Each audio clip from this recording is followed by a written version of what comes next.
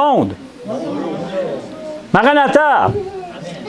Jésus revient. J'avais hâte de redire ça, Maranatha. Ça fait quasiment 1 mois et demi que je n'ai pas dit ça. Hey, ça fait du bien de dire ça, que Jésus revient bientôt. C'est merveilleux. Hein? Il va venir nous chercher bientôt. Avant de débuter ma prédication, j'aimerais vous raconter 3 choses qui nous font qu'on va être capable de comprendre un peu plus la parole de Dieu. Vous rappelez-vous la dernière fois que vous avez été voir le médecin? Un test général que vous avez été voir votre médecin? Hein? Ben, moi, j'ai été voir mon médecin au mois de février. Puis j'ai fait un examen général. Puis mon médecin m'a donné sur mon genou. Puis je me suis assis, puis il m'a claqué ça sur mon genou, comme un petit marteau, pour voir si mes réflexes étaient bons. Puis ma jambe, je ne pouvais pas la retenir, pouf, à partir des airs. Ça veut dire que j'ai des réflexes. C'est bien? Ça veut dire que je suis correct. Une autre chose qui m'est arrivée, il y a à peu près une vingtaine d'années, un réflexe qui m'est arrivé. C'était l'hiver encore, au mois de février. Je restais à Saint-Raymond-de-Portneuf. Puis je restais à peu près à 15 km du village de Saint-Raymond. Il fallait passer dans le bois pour se rendre chez nous. Puis devant le chemin qu'on passait, il y avait un terrain un centre de ski. Puis il y avait des maisons qui étaient là sur le bord, là, qui avaient des gens qui avaient des rentrées.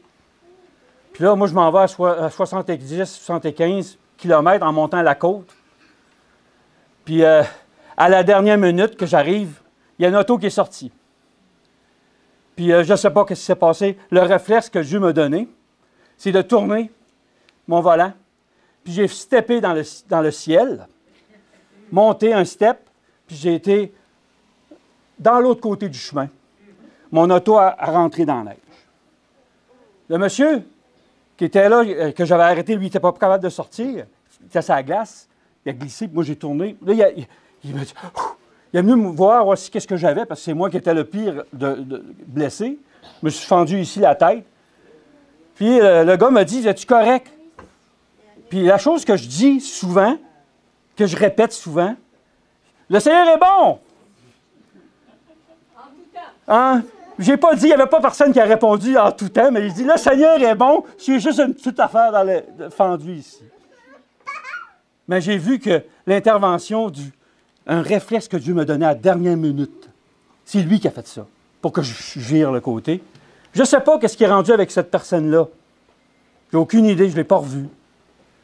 Mais je sais qu'il a entendu « Dieu est bon » après cet événement-là. Gloire à Dieu! Un autre réflexe, là, ça s'est passé aux années 1600. Je n'étais pas là dans ce moment-là.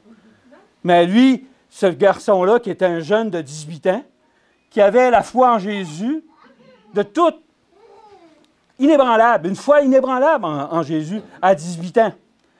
Il courait, puis dans ce temps-là, ça se passait en Hollande, en Amsterdam, en Hollande. Puis là, dans ce temps-là, dans cette époque-là, tous ceux qui étaient chrétiens de la foi protestante étaient arrêtés mis en prison, mis sur le bûcher. Puis ce jeune-là, il était encore dans le mois de février, à peu près dans le mois de février, pour se sauver du gardien qui voulait l'attraper. Il court, il passe à travers le lac pour traverser l'autre côté. Puis, c'est un gars de 5 pieds, 5 pouces. Pas grand. Mais le gars qui courait en arrière de lui, il était grand de 6 pieds, 6 pouces. Puis il était bâti. Puis il courait après lui. Il arrive dans le milieu du lac. Pouf! La glace casse. Le monsieur, le jeune était rendu de l'autre côté du lac. En voyant que l'autre tombait, savez-vous qu'est-ce qui s'est passé? Il était revenu de bord. Un jeune de 5 pieds, 5 pouces, qui sort un gars de 6 pieds, 6 pouces, pour l'aider à sortir du lac. Savez-vous comment que la personne a réagi? Une fois qu'il était sorti, tout essuyé, tout ça, il a repris le jeune garçon, puis il l'a emmené en cours, parce qu'à cause qu'il pratiquait sa foi. 3 semaines plus tard, il était sur le bûcher pour se faire mourir, ce petit jeune-là de 18 ans. Puis là, il y a des gens qui disaient, « Hey, pourquoi tu as fait ça? Tu es revenu en arrière pour... » C'est la seule chose que Dieu avait à cœur, de venir sauver la personne. Quel amour, ce jeune, jusqu'à perdre sa vie, à se donner aux brigands. Ce message, vous allez en Hollande ou en Amsterdam, il y a une pièce, il y a un monument qui est en son honneur, dans ce coin-là, de ce chrétien-là. Le réflexe. Un réflexe d'action. Pas un réflexe, un réflexe d'action. Dans 1 Corinthiens 12, versets 25 et 26, « Afin qu'il n'y ait point de division dans le corps, mais que les membres aient un soin mutuel les uns des autres.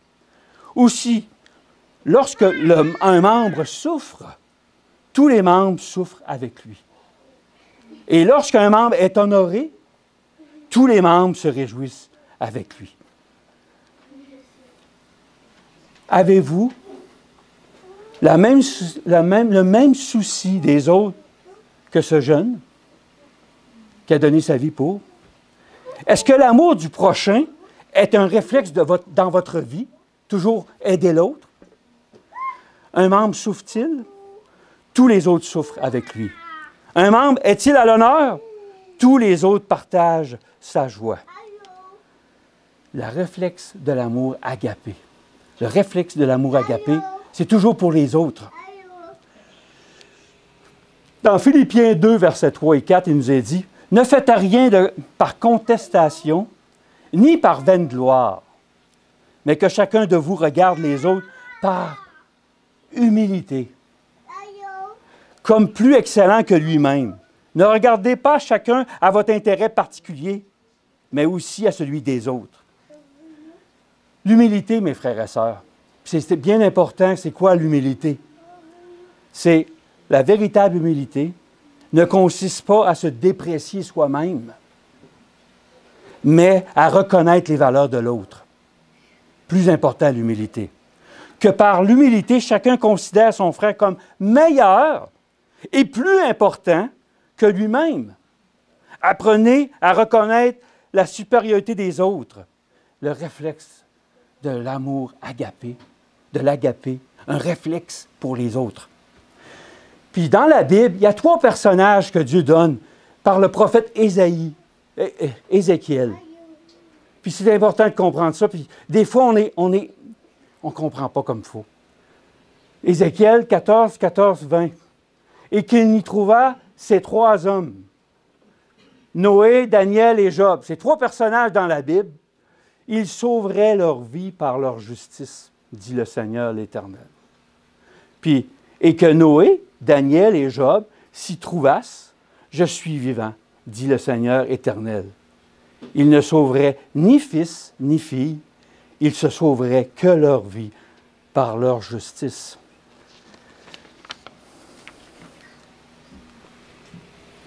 On voit 2 fois dans le même chapitre, il parle, dans l'autre, j'ai dit dans le même chapitre, dans le 14, c'est 14 et 20 qui parle de ça. Dans Job 1, verset 8, « Et l'Éternel dit à Satan, « As-tu remarqué, mon serviteur Job, il n'y a pas comme lui sur la terre, intègre, droit, craignant Dieu et se détournant du mal. » Puis la lumière qui donne sur ce verset, c'est dans dans Proverbe 3, verset 7, « Ne sois point sage à tes propres yeux. Crains l'Éternel et détourne-toi du mal. » Quelle lumière que Dieu nous donne. Regardez, intègre et droit, puis ne sois point sage à tes propres yeux. Craignant Dieu, crains Dieu l'Éternel, et se détournant du mal. Dieu donne une lumière de plus que les gens qui sont intègres et droits sont humbles. Ils ont l'humilité. C'est très important de comprendre ça parce que si on se pense meilleur que les autres, notre évangile ne vaut pas grand-chose. Si vous n'êtes pas plus bas tout le temps que la personne avec qui vous rencontrez, qui est plus grand que vous, bien, votre évangile n'a pas de force. Même si vous parlerez avec Dieu, avec toutes sortes d'autorités, c'est être humble. C'est ça. Ne sois point sage à tes propres yeux. Dans Genèse 6, verset 9, voici les descendants de Noé. Noé fut un homme juste et intègre. Dans son temps, Noé marcha avec Dieu. Deux hommes marchent-ils ensemble sans en être convenus? Imaginez si quelqu'un suit l'homme, on a ça dans les hommes préhistoriques, l'homme qui était en avant puis il tirait sa femme par en arrière. Il montre ça dans une image, que la domination de l'homme. C'est pas ça, marcher avec quelqu'un. C'est égal de marcher avec Dieu. On n'est pas plus supérieur que qui que ce soit ici. On est tous au service de l'autre, mes frères et sœurs. Daniel 9, 5 et 20, nous avons péché. Daniel, un juste, un gars intègre, il dit, nous avons péché, nous avons commis l'iniquité, nous avons agi méchamment, nous avons été rebelles et nous nous sommes détournés de tes commandements et de tes ordonnances. Et je parlais encore, je priais, je confessais mon péché et le péché de mon peuple d'Israël. Et je présentais ma supplication à l'Éternel, mon Dieu, pour la sainte montagne de mon Dieu. Alléluia. Les gens qui sont dans l'humilité sont toujours prêts comme s'ils avaient péché avec l'autre personne. Qui est prêt à dire ça, j'ai péché contre toi, Seigneur. Nous avons péché contre toi. Job, mes oreilles avaient entendu parler de toi, mais maintenant mon œil t'a vu. C'est pourquoi je me condamne et je me repens sur la poussière et sur la cendre. Que par l'humilité, chacun considère son frère comme meilleur et plus important que lui-même. Apprenez à reconnaître la supériorité des autres. Apprenez à reconnaître la supériorité des autres. Dans 2 Jean, chapitre 1, versets 5 et 6, « Et maintenant, voici ce que je te demande, chère dame, c'est que nous aimons les uns les autres.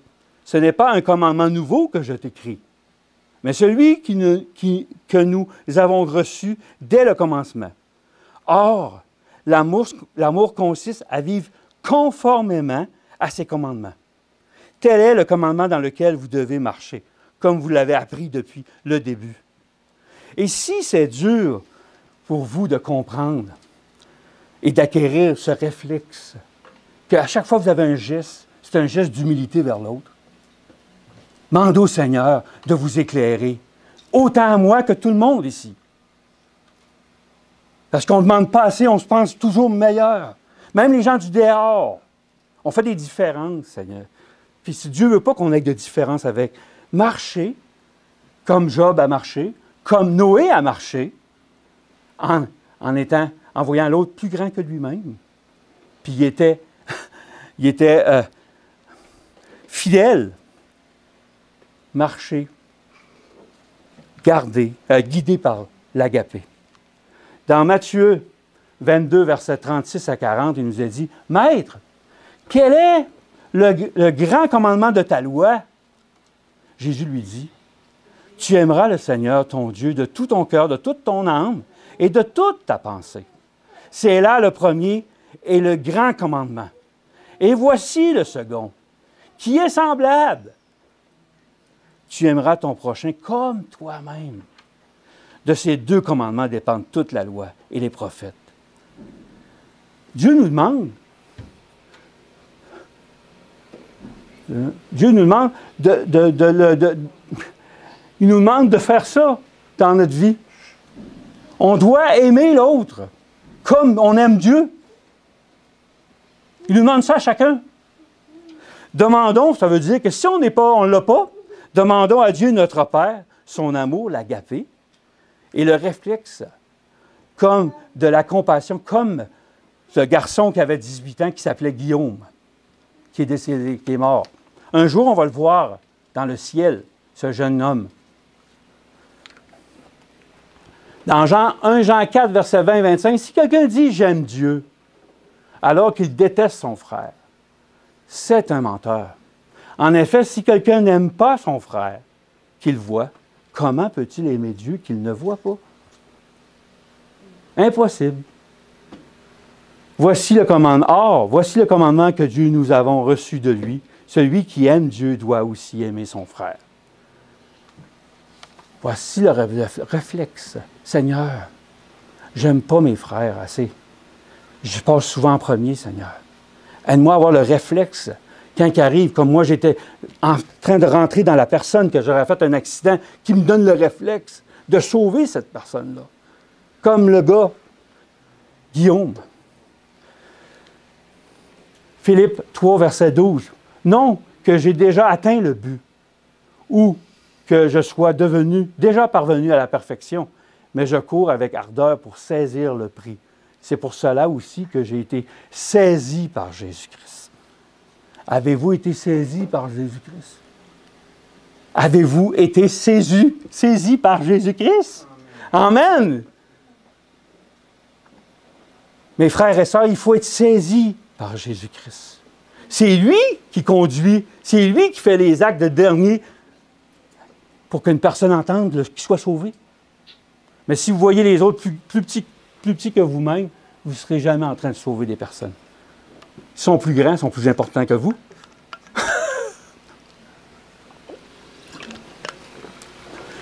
Je vous dis ça, mes frères et sœurs, c'est pour moi aussi, hein?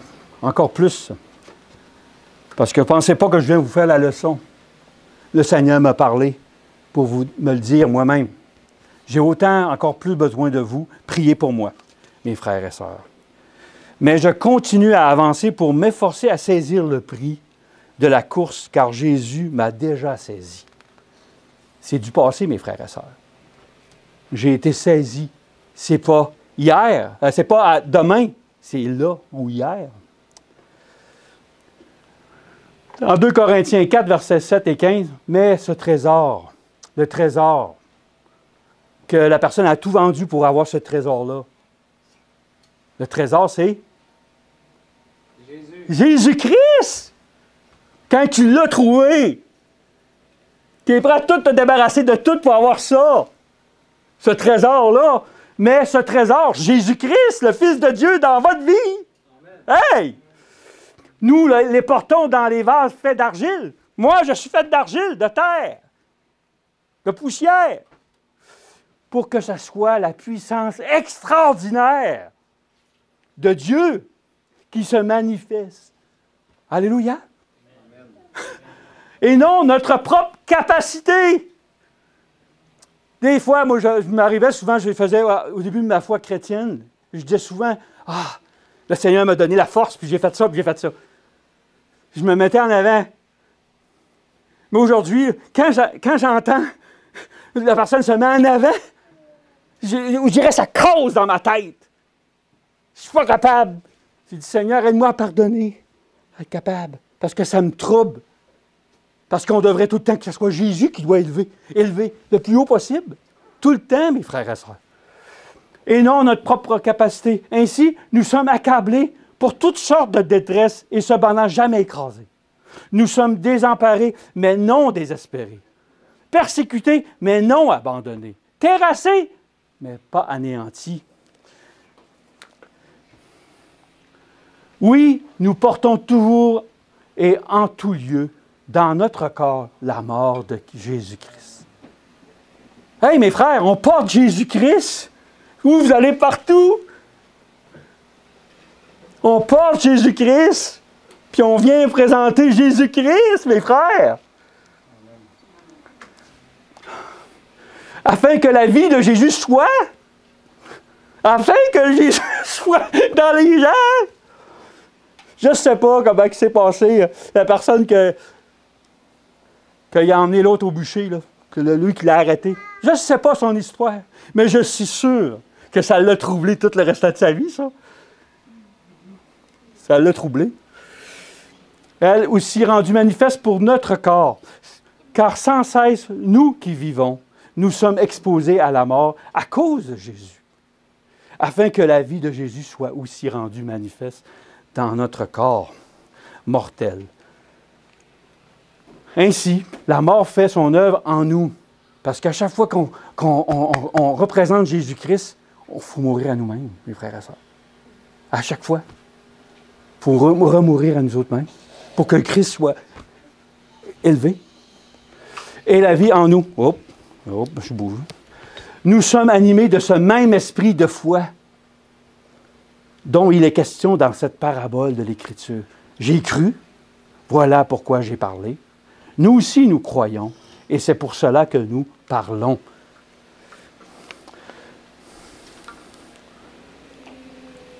Dans 2 Corinthiens, la suite, nous savons en effet que Dieu, qui a ressuscité le Seigneur Jésus, nous ressuscitera aussi avec Jésus.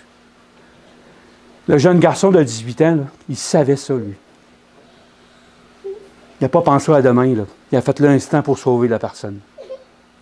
Et nous ferons paraître avec nous, en sa présence. Ainsi, tout ce que nous endurons, c'est à la cause de vous. Et nous endurons. Pourquoi qu'on nous endure les choses? Pourquoi qu'on endure, mes frères et sœurs?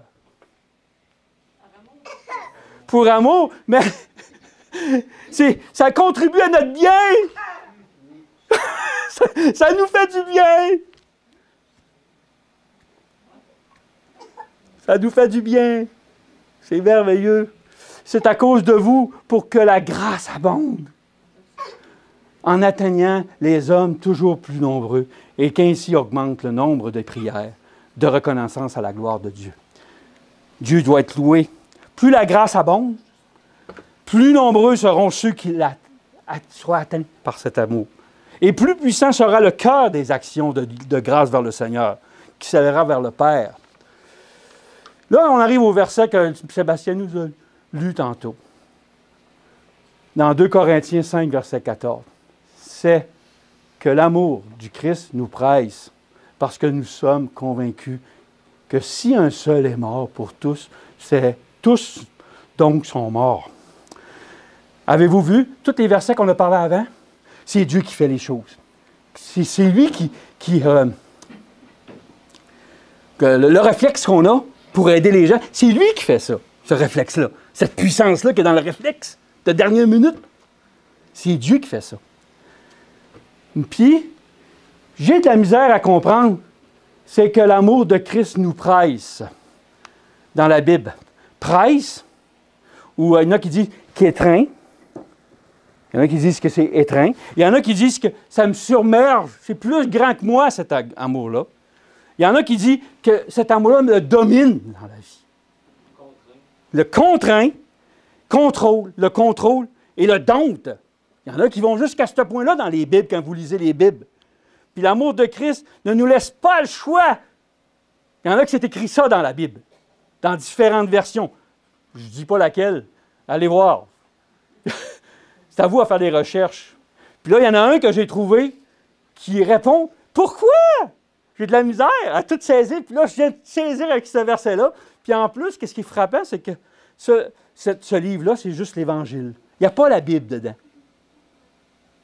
Il n'y a pas la Bible. C'est juste l'Évangile compris. C'est la version Bible, parole vivante. C'est juste l'Évangile. Puis là, il nous dit, nous sommes subjugués par l'amour que le Christ nous a témoigné. Avez-vous été témoigné de voir le Christ qui est mort sur la croix pour vous sauver? Cet amour-là. Puis, il nous étreint, nous presse et nous pousse en avant. La conviction à laquelle nous sommes arrivés et qui nous guide est celle-ci. Si un homme est mort pour tous, il s'ensuit que tous sont morts. Je veux juste rappeler ça ici. Il nous étreint,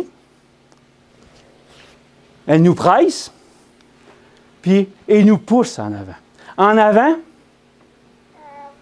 vous l'avez dit tantôt, je l'ai dit tantôt, en action. Elle nous pousse en avant, en action. Puis ensuite, là, qui nous presse et que nous pousse. Il nous presse et nous pousse. Comment je peux comprendre ça? Puis là, Dieu m'a donné un exemple qui m'a frappé, qui est super dans le monde qu'on vit. Vous connaissez les aimants? Les aimants? Si je prends un positif avec un positif, qu'est-ce qui arrive? il s'éloigne. Puis quand que je mets un positif et un négatif, il se colle. Vous savez, dans la nature, il y a à peu près des aimants qui vont à peu près 5 à 6 fois qu'est-ce qui peut tirer le corps de cette partie-là que tu as pris. Mais on est rendu assez fort, hein? On est rendu assez fort qu'on est capable de tirer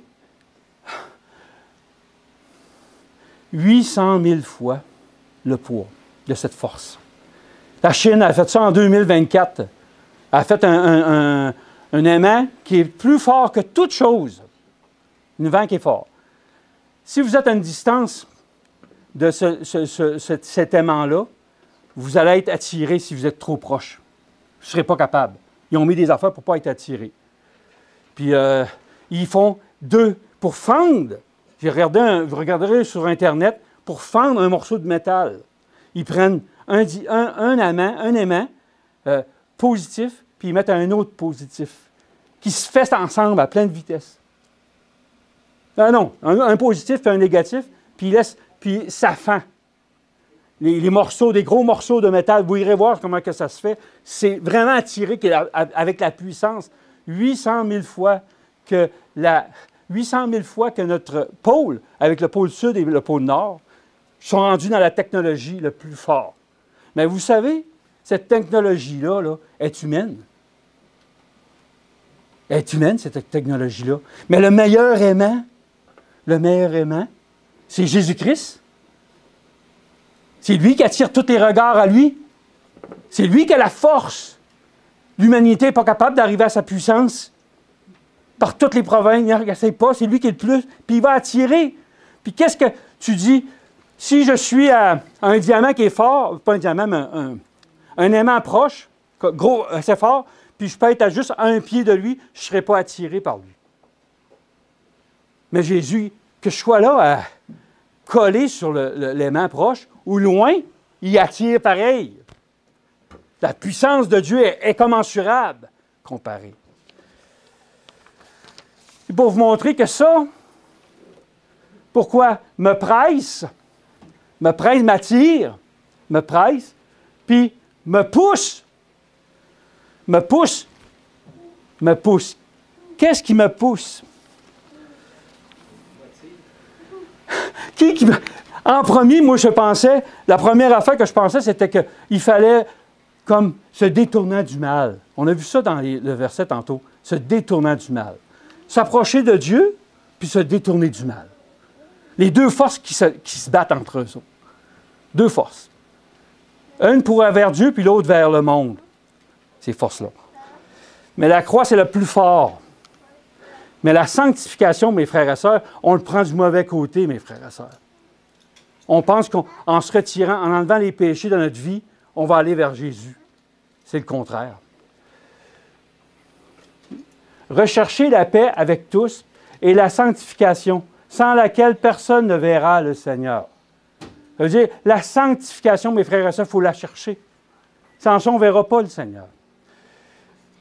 Veillant à ce que personne ne se prive de la grâce de Dieu. Veillant à ce que personne ne se prive de la grâce de Dieu et ce qu'aucune racine d'amertume pousse dehors, ne vous trouble et que plusieurs n'en soient infectés. La sanctification, mes frères et sœurs, est souvent prise à l'inverse, comme je disais, de sa véritable signification. Pour certains, ce mot veut dire s'éloigner du mal. Mais la parole de Dieu ne lui donne pas tout à fait ce sens. Le mot sanctification signifie mettre à part ou réserver pour un usage unique. Lorsque Dieu demande à ses enfants de se sanctifier pour lui, Jésus-Christ leur dit plutôt de s'approcher de lui. L'éloignement du péché est ainsi un effet secondaire, mes frères et sœurs, de la sanctification. Devrait être un amour plus grand envers les autres. Il y en a beaucoup qui pour ne pas être affectés par le mal au cou, ils s'en vont dans des endroits, se reculer, puis ils essayent de faire la volonté de Dieu là. Mais Dieu, il a prié pour qu'on soit dans le monde, mes frères et sœurs. Il a prié pour qu'on soit mélangés aux gens. Il l'a fait pour nous, chacun d'entre nous. Ça veut dire que c'est si on recherche Jésus, que ce soit notre priorité, c'est vraiment votre trésor, bien, ça serait la chose la plus importante à faire. Puis Dieu, à cause que vous êtes côtoyé avec lui, vous êtes attaché à lui, vous êtes attaché, il va vous éloigner du mal. Parce que quand tu es attaché à Jésus, tu n'es pas avec le mal. Mais souvent, on essaye le contraire, m'éloigner, puis on retombe dans le même piège. Il faut changer notre pattern dans notre tête. Allons à Jésus, mes frères et sœurs. Parce que c'est lui, l'aimant, le meilleur au monde de l'humanité, c'est l'aimant de Dieu, de Jésus. Puis là, qu'est-ce qu'il me dit ici? Et qu'aucune racine d'amertume pousse dehors, ne vous trouble, et plusieurs n'en soient infectés. J'ai commencé à comprendre. J'ai fait cette prédication-là il y a 6 ans, avant que j'accepte le Père et le Fils. Puis aujourd'hui, je lis ça, je vois la pire influence qu'on a dans notre Église. C'est ceux qui croient à la Trinité, qui ont de la misère à mettre le Père, le Fils, puis le Saint-Esprit, ils pensent que c'est une autre personne. Parce que cette germe-là qui est dans le cœur des gens nous emmène à toutes nous échapper, de nous éloigner du Seigneur. Vous savez, Jésus donne une parabole dans la Bible. Il leur proposa une autre parabole. Le royaume des cieux ressemble à un homme qui avait semé une bonne semence dans son champ. Mais pendant que les gens dormaient, un ennemi vint, sêma la mauvaise herbe parmi le blé et s'en alla. Et lorsque le blé eut poussé et donné du fruit, la mauvaise herbe apparut aussi. Les serviteurs du maître de la maison vinrent lui dire, « Seigneur, n'as-tu pas semé de bonnes semences dans ton champ? Comment se fait-il donc qu'il y ait de la mauvaise herbe? » Il leur répondit, « C'est un ennemi qui a fait cela. » Les serviteurs lui dirent, « Veux-tu que nous allions l'arracher? » « Non, dit-il, de peur qu'en arrachant la mauvaise herbe, vous ne déracinez en même temps le blé. Laissez l'un et l'autre pousser ensemble jusqu'à la moisson. Et au moment de la moisson, je dirai au moissonneur, arrachez d'abord la mauvaise herbe et liez-la en gerbe pour la brûler, mais amassez le blé dans son grenier. » Dans Matthieu 9, versets 12 et 13, il nous dit, « Ce que Jésus ayant entendu, il dit, ce ne sont pas ceux qui se portent bien qui ont besoin d'un médecin, mais les malades. Allez et apprenez ce que signifie. Je prends plaisir à la miséricorde et non au sacrifice, car je ne suis pas venu appeler des justes, mais des pécheurs. » Les pharisiens étaient maîtres dans la sanctification. Les pharisiens étaient tellement saints que personne ne cherchait leur compagnie, mes frères et sœurs. Ils vivaient. Leur mépris des gens ordinaires était sans égal en Israël. Le Seigneur veut qu'on aime les gens. Il n'y a pas de différence entre les gens. Mais quand vous avez une semence qui n'est pas de Dieu, vous allez devenir orgueilleux. Sans exception. Puis l'orgueil, c'est l'esprit de Satan, ça. C'est l'humilité qui doit être notre force, mes frères et sœurs. On vous reconnaîtra que vous avez l'amour l'un pour l'autre. C'est quand tu vois l'autre plus grand que toi. Seigneur, pardonne-moi, Seigneur, je suis un pécheur. Il a appelé des pécheurs. On est des pécheurs, mes frères et sœurs. Jamais un frère qui a une relation avec le Seigneur qui va dire « Je suis intègre.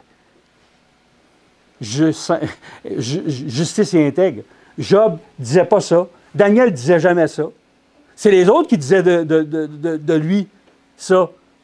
Puis il répondait, « C'est grâce à Dieu. C'est lui qui fait ça. C'est lui qui a le réflexe. C'est Jésus, le réflexe de l'agapé, d'être pour les autres. » Dans Romains 12, 16, « Ayez les mêmes sentiments les uns envers les autres. N'aspirez pas à ce qui est élevé, mais laissez-vous attirer par ce qui est humble. Ne soyez point sages à vos propres yeux. » Wow! Puis, quand j'aurai été élevé de la terre, j'attirerai tous les hommes à moi. Alléluia! Laissez-vous attirer par l'agapé, mes frères et sœurs. La joie va découler dans votre vie. La paix va être dans votre cœur. La patience, ça va déborder de vous. La bonté, la bienveillance, la fidélité, la douceur et surtout la maîtrise de soi. Ça, c'est l'agapé, mes frères et sœurs. L'agapé. Chacun, dans Jacques 1, verset 14-18, mais chacun est tenté quand il est attiré et amorcé par sa propre convoitise. Et après que la convoitise a conçu, elle enfante le péché. Et le péché étant consumé engendre la mort. Mes frères, bien-aimés, ne vous y trompez pas. Lorsque nous sommes tentés, ce sont les mauvais désirs que nous portons en nous, les semences de l'orgueil qui est dans nous, mes frères et sœurs. Puis Dieu veut qu'on les meure, on enlève ça de notre vie. Puis c'est lui qui est capable de les enlever. Avez-vous vu? Vous ne pouvez pas les sortir. Il a dit, laissez pousser. Laissez pousser le bon. Il a mis une bonne semence en vous, comme l'histoire de matin. Il a mis une bonne semence. Mais il y a un mauvais esprit qui est venu vous mettre des mauvaises affaires dans votre vie. Mais Dieu va les enlever, ces choses-là.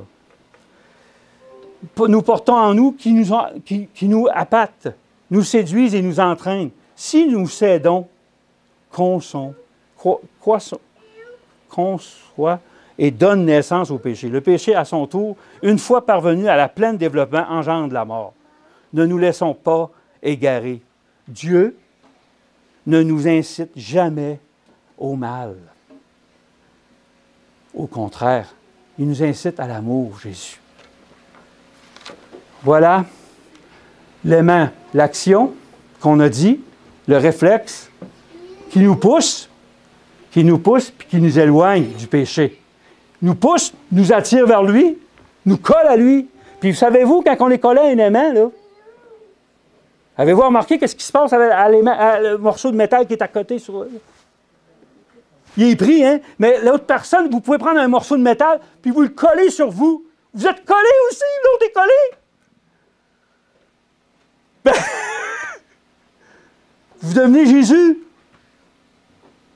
Vous devenez Jésus parce que vous êtes collé dessus. Jean 10, 28 à 30. Jamais, je leur donne la vie éternelle, elles ne périront jamais, et nul ne les ravira de ma main. Mon Père, qui me les a donnés, est plus grand que tous, et personne ne peut les ravir de la main de mon Père. Moi et le Père, nous sommes un. Le Père, les mains avec Jésus qui tiennent ensemble, ou la main du Fils qui nous tient, puis le Père il embarque par-dessus son Fils. Qui peut se dire qu'il va se détacher? Impossible! Mais si vous avez un doute là-dessus, là, vous êtes brisé votre évangile, parce qu'il n'y a pas de doute avec Jésus. On est avec lui ou on est contre lui. On ne peut pas être juste un petit peu, là. Soit tu es aimanté à lui, tu vas te donner à lui complètement. Tu niaises pas avec le POC, mes frères et sœurs. Tu sais, tu es là, tu fais une pause, tu attends, il faut lancer au but, vous allez faire des buts. Puis c'est Jésus qui va faire ça à travers vous. Tu sais, le plus grand que tous, le Tout-Puissant, c'est notre Père. Mon Père qui me les a donnés est plus grand que tous. Hey, Jésus reconnaît son Père. Wow! Quand j'avais fait il y a 6 ans cette prédication-là, je ne parlais presque pas du Père. Mais aujourd'hui, moi, le Père et le Fils, c'est indissociable, sont inventés ensemble. C'est l'amour agapé. Vous voulez connaître l'amour agapé? C'est le Père et le Fils. Il n'y en a pas d'autre. Puis quand ils se donnent tout pour l'humanité, c'est 2 personnes. Toutes pour l'humanité. Jamais dans toute l'éternité, elles ne seront perdues. Et personne ne pourra les arracher de ma main. Amen? Dans Jean 14, verset 23-24, Jésus lui répondit, « Si quelqu'un m'aime, il gardera ma parole. Et mon Père l'aimera, et nous viendrons à lui, et nous ferons notre demeure chez lui. » Celui qui ne m'aime pas ne garde point mes paroles. Et la parole que vous entendez n'est pas de moi, mais du Père qui m'a envoyé. Wow! Nous viendrons tous les deux, le Père et le Fils, vers lui, vers la personne. On va faire sa demeure en dedans de lui. Il ne pêchera plus, mes frères et sœurs. Mais il faut se laisser coller, il faut se laisser attirer. Arrêtons de mettre des stops. Ah, je ne suis pas prêt encore, j'ai d'autres choses à faire. Ben, arrêtons, mes frères et sœurs. Jésus, il a hâte de revenir nous voir. Il va venir chercher son peuple. Il a tout donné, il fait tout pour qu'on reste attaché à lui. Si nous autres, on laisse la germe de la Trinité, de Satan dans notre cœur, c'est ça qui fait que le métal ne colle pas. Il se colle sur lui. Enlevons ça dans notre vie. Le temps est proche que Jésus revient. Faut s'attacher au Seigneur. Acte 20, verset 32. Et maintenant, frères, je vous recommande à Dieu. Je vous recommande à Dieu et à la parole de sa grâce. Wow! Je vous recommande à Dieu le Père. Puis, et à la parole de sa grâce, Jésus-Christ, qui a manifesté sa grâce sur la terre. Lui qui peut vous édifier et vous donner l'héritage avec tous les saints. Alléluia. Amen. Je vous remets à Dieu le message de sa grâce, le Fils unique, engendré de Jésus-Christ. Vous savez maintenant que le Fils unique, engendré, le Fils unique, engendré, c'est complètement différent que juste un Fils quelconque. C'est la toute-puissance de Dieu. Et maintenant, ils ont le pouvoir de vous fortifier et de vous accorder les biens qu'il réserve à tous ceux qui lui appartiennent. Oui, avant de ça, je veux dire, on a dit tantôt, le premier, un mouvement, premier, il nous met en avant le réflexe que Dieu, on a dans l'amour de chacun. Il nous pousse, il nous éloigne du péché, il nous pousse vers lui, puis il nous garde. L'amour de Christ nous étreint, nous presse et il nous pousse en avant. 2 Corinthiens 3, versets 16 et 18. Mais quand ils se convertiront au Seigneur, ça veut dire qu'on est-tu converti? Pas sûr. Mais quand ils se convertiront au Seigneur, le voile sera ôté. Wow! Or, le Seigneur est l'Esprit. Le Seigneur est l'Esprit. Jésus-Christ est l'Esprit. Et où est l'Esprit du Seigneur? Là est la liberté. Ainsi, nous tous, qui, le visage découvert, contemplons comme dans un miroir la gloire du Seigneur, nous sommes transformés à son image, de gloire en gloire, comme par l'Esprit du Seigneur. Le voile, mes frères et sœurs, le voile, chaque fois qu'une personne se tourne vers le Père et le Fils, le voile tombe. Chaque fois qu'une personne se tourne vers le Père et le Fils, le voile tombe. Lorsque le peuple de Dieu se convertira, son voile lui sera enlevé.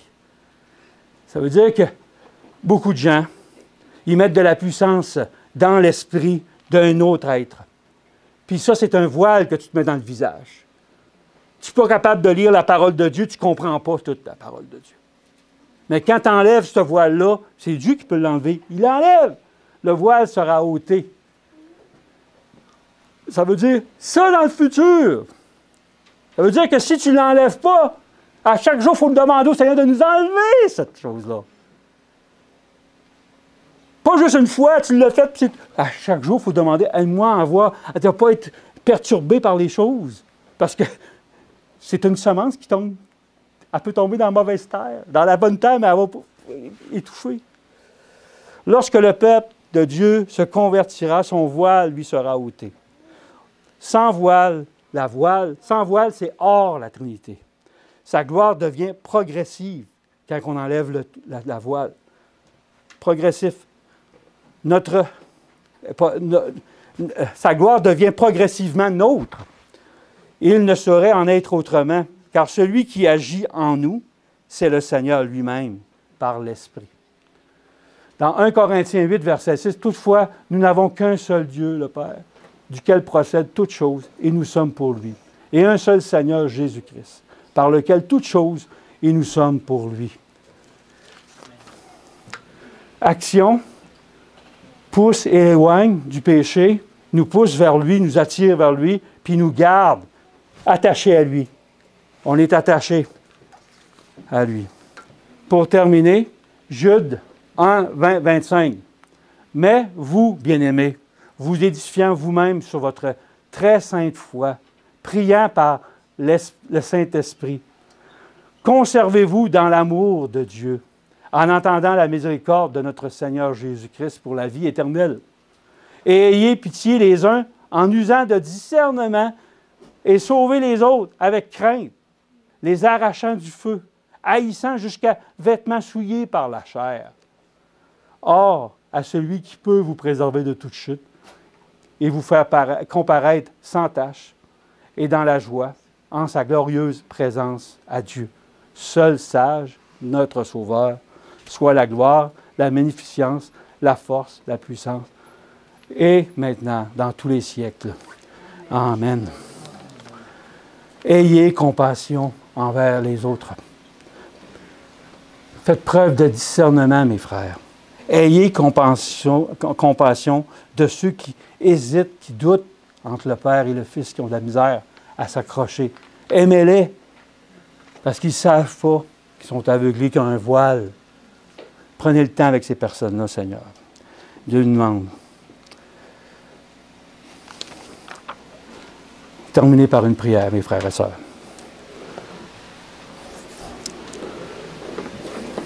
Mettons-nous à genoux.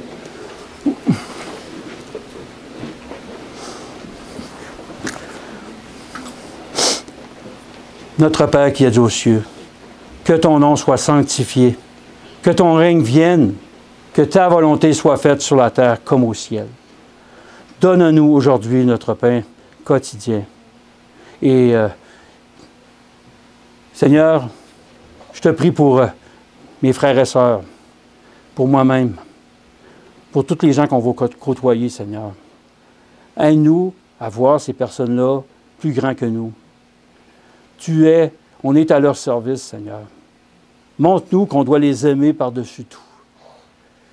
Donne-nous le réflexe de cet amour agapé que tu as, toujours vers les autres, toujours protéger les autres.